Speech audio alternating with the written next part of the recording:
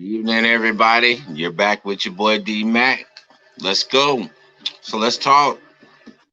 All right. So shout out to Doggy Diamonds and those guys. They did an interview with Dr. John Carlos. And if you're not familiar with who Dr. John Carlos is, he was in the 1968 Olympics whenever they did the iconic raise of the fist. You know what I'm saying? That black fist right there. That right there, those guys. He was one of them. And he was talking about his experience in the 1968 Olympics and what all he went through and the consequences that he paid for making the statement that they decided to make on that fateful day. And I tie that in with Gwen Berry because pretty soon we're going to see the consequences of what Gwen Berry did at the Olympics. So I want to dig into it a little bit. 1968, very turbulent time for us as a people. The civil rights movement was underway. We were trying to get things done. Martin Luther King had been killed, so the feelings of the black people during 1968 was very high, along with our athletes, because during these times, I think I stated it before in one of my previous videos that the athletes and the entertainers back in those days were activists out of necessity just because of the barriers that they were breaking and the territory that they were moving into that black people hadn't been in. And so they were activists out of necessity just to open up those doorways. How you doing, Vengeance? Good to see you, man. He said, what happened on your Yahweh video? That video is the most important. I'm going to do that at a later date. I decided to wait on that so I could get more information and I could really do it some justice. And I was probably going to team up with Big J on it because, Big J know that word as well. So we want to do a really good job on that, Vengeance. But I got it coming, bro. Hey, I appreciate you checking on that.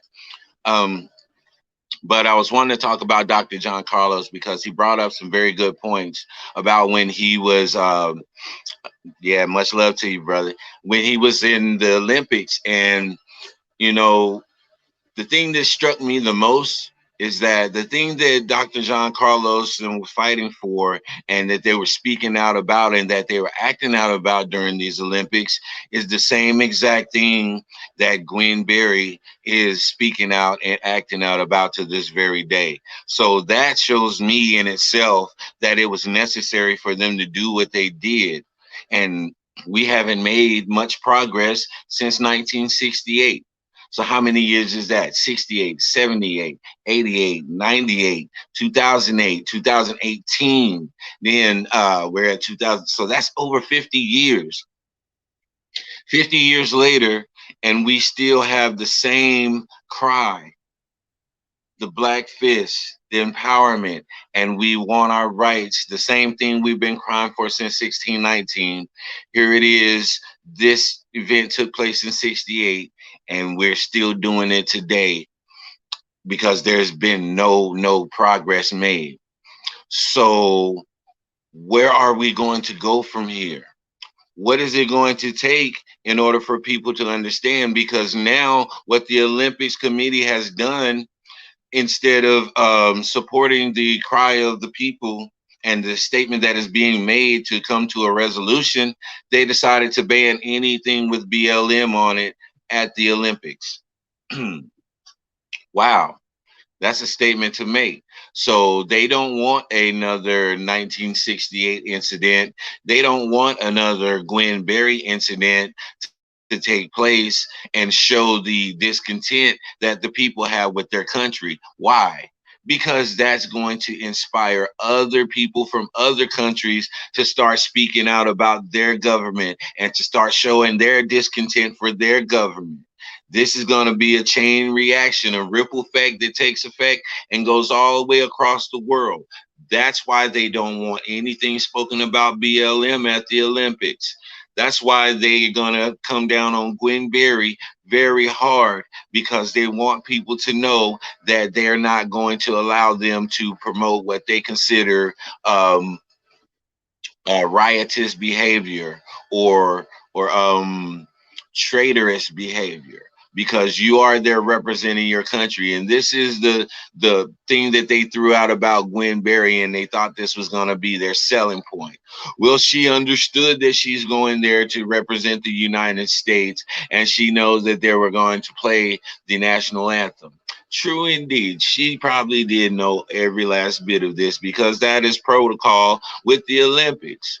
But they also understand who Gwen Berry is, and they also understand that she is not in approval of how the United States is handling issues concerning her people. And she's going to show her discontent on the largest platform that you give her to show it. And you just so happen to give her the Olympics as her platform to show her disapproval. So now what are you going to do? The answer isn't to punish Gwen Berry.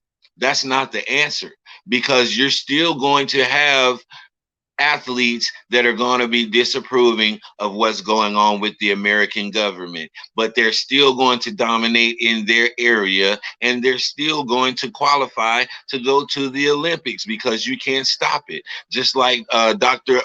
John Carlos said, you didn't give me a privilege. This is not a privilege. You set a standard. I met that standard, exceeded that standard more than anybody, and I earned my right to be here. So you didn't give me anything. And so they have no control over who's going to be there unless they start to do stuff like what they did to Miss Richardson, unless they start to do things like, oh, well, those swim caps aren't going to be, they're not going to meet our standards, so you can't swim with that swim cap, discriminating against the black people, oppressing and making it harder for the black athletes in their field so that they can get mad and bow out, or they can get mad and not perform at their best and get beat out so that you can say, oh, well, they lost their spot. No, we see the inside tricks. We see the same obstacles that you throw in front of us in the business world and in the entertainment world and the education world is the same obstacles that you throw in front of us in the sports industry. And I just saw a recent news thing. There is a target on certain types of people because James Harden was over in Paris with the rapper Lil Baby.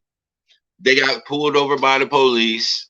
You know he wasn't doing anything with James Harden in the vehicle with him, but yet they pulled them over. They didn't arrest James Harden, but they arrested Lil Baby. On what charge? I don't know what charge they arrested him on, but there is a real thing that they are targeting certain types of people, certain types of black people. And we have to understand this because until we really make it a reality, they're going to continue to deny it and say that it's a conspiracy theory. Just like these other dictators in these other countries, when we talk about the genocides that they've committed, oh no, that's just crazy talk. Or just like the crown prince of Saudi Arabia, whenever we inquired to him about Khashoggi and how he was murdered, oh no, that's just crazy. Those are rumors. Those are crazy people talking. You see a pattern? I see a pattern, and what I want to do is throw a monkey wrench in this plan because we cannot continue to allow them to they're going to sabotage people and then use that as an excuse to oppress them. This is not fair. This is not what America stands on, the credo of America and all of the values that America stands on. These people are not operating by those standards. So when they say that these athletes go and do things that embarrass America and not a representation of the United States of America, I submit to you that these legal bodies and these Olympic commission people are exactly doing the same thing. They are not representing the values and the standards of the United States of America. They are an embarrassment to the people, and they should be dealt with accordingly as well. You know, we have a whole lot of athletes that deal with a whole lot of stuff. Naomi Osaka said it best. They don't even care about our mental health. They just want us to come out and be that advertisement piece that they paid for at the detriment of your health.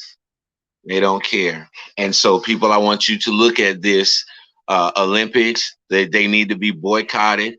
I feel like no black athletes should participate in the Olympics.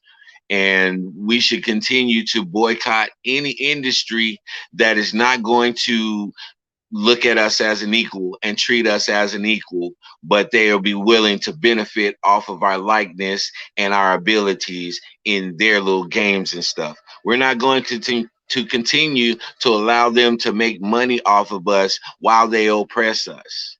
This does not make sense. This is not the way that we're going to get the job done. Gwen Berry understands that. Okay, and they feel like Sha'Carri Richardson is the same type, that she will stand up in the face of the wrongdoing that they tried to get over with. That's why they persecute these types of people. This is why they're persecuting the black girls on the swim team, because they want to send a statement. You are not going to uplift your people in front of our people, because that's going to give them the idea that they should have these freedoms and that they should have these entitlements. And they don't want us putting this idea in the mind of their people, because their government has been fine with the dictatorship that they've been running. Okay, so I want you to look at this scenario and understand why they're coming so hard in these Olympic trials and why they're taking a stand against Black Lives Matter. It's not about the movement. It's about those other countries protecting themselves from a people of unrest. That's what it's all about. So as you see these black athletes in the Olympics, just watch how they do them. Watch how they be with those black athletes, and watch how severe the punishment be if any of them dare to step out of line, because they're definitely going to make an example. All right. So I just wanted to put this out here. Dr. John Carlos, we salute you, sir. You set a bar for us to elevate past. And we're going to take that torch and we're going to run with it, sir. We have Gwen Berry who's going to take it and run with it. We have other Mara Moore. She's going to take it and run with it. Kyrie Irving he says he's going to take it and run with it. You know, and there's so many others in all of the different sports leagues that are willing to make those sacrifices in order to see our people get what we deserve in this country. So I thank every last one of you. Vengeance, I thank you for coming on and checking me out, brother.